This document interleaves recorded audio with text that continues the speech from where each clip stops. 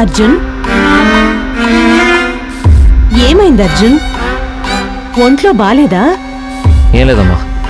సరే, నువ్వు ఆఫీస్కి వెళ్ళేటప్పుడు పాపం ఆ రాధికని కూడా తీసుకెళ్ళు. మధ్యాహ్నం వెళ్తాను, కొంచెం సేపు నేను రెస్ట్ తీసుకోవాలి. అయ్యో పాపం రాధిక శివగామి ఆఫీస్కి వెళ్ళిపోయిందని కంగారు పడుతూ ఉంది. అసలే రాధిక ఇంటికి రావడం శివగామికి ఇష్టం ఉన్నట్లు లేదు. దానికి తోడు ఆఫీసు కూడా లేటుగా వెళ్తే తిడతారని భయపడుతుంది. మరి త్వరగా లేచి ఆఫీస్కి వెళ్ళాలి కదా.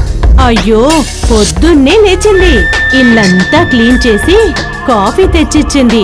నువ్వు కూడా చూసావు కదా, ఆ లక్ష్మమ్మ నీకు ఒక్క గ్రీన్ టీ కూడా ఇవ్వలేదు. ఎంత పొగరు! కానీ రాధిక పొద్దున్నే 5ంటికే లేచి అన్ని పనులు ముగించి నీకు కాఫీ కూడా ఇచ్చింది. ఇప్పటి వరకు పనులే చేసింది పాపం, టైం చూసుకోలేదు. ఈ ఏరియా రాధికకి కొత్తది. బస్ స్టాప్లు, బస్సులు ఏమీ తెలియట్లేదు. ఎలా వెళ్ళాలి అని కంగారు పడుతూ ఉంది. రాధికని క్యాబ్ బుక్ చేసుకుని వెళ్ళమని చెప్పు. నీకో విషయం తెలుసా? ఈ ఏరియాలో క్యాబులు దొరకడం కష్టం. ఒక్కొక్కసారి వెంటనే బుక్ అవుతుంది, ఒక్కొక్కసారి అరగంట ఎదురు చూసినా కావు. అర్జున్, ఈ ఒక్కసారికి రాధికకు సహాయం చెయ్యి. పాపం ఎంతో భయపడిపోతుంది. ఇదే అడ్డం పెట్టుకొని ఆ శివగామి అందరి ముందు తిడితే?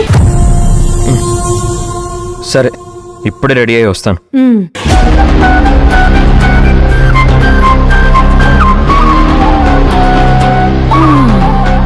అర్జున్ రాధిక కలిసి ఆఫీస్కి వెళ్ళాక వాళ్ళిద్దరూ కలిసి రావడం చూసి ఆ శివగామి రగిలిపోతుంది.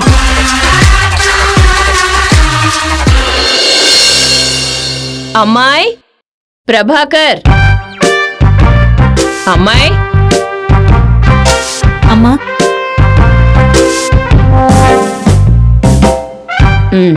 తీసుకోండి. ఈ 2 ప్లేట్లు, ఈ 2 గ్లాసులు మీకే.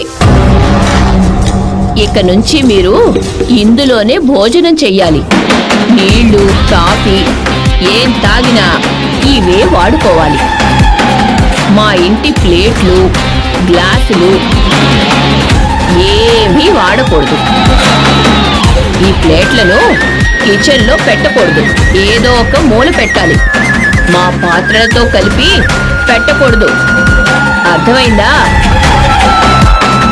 ఇంకో విషయం, ఇక నుంచి మీరెవరూ కూడా డైనింగ్ టేబుల్ మీద కూర్చొని భోజనం చెయ్యకూడదు,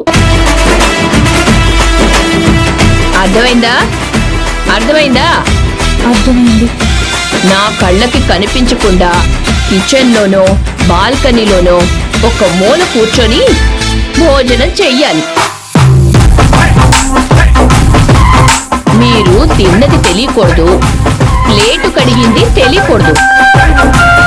కాలు మీద కాలేసుకుని నా ముందు కూర్చోకూడదు, అర్థమైందా? అలాగేనమ్మా, అర్థమైంది. జాగ్రత్త.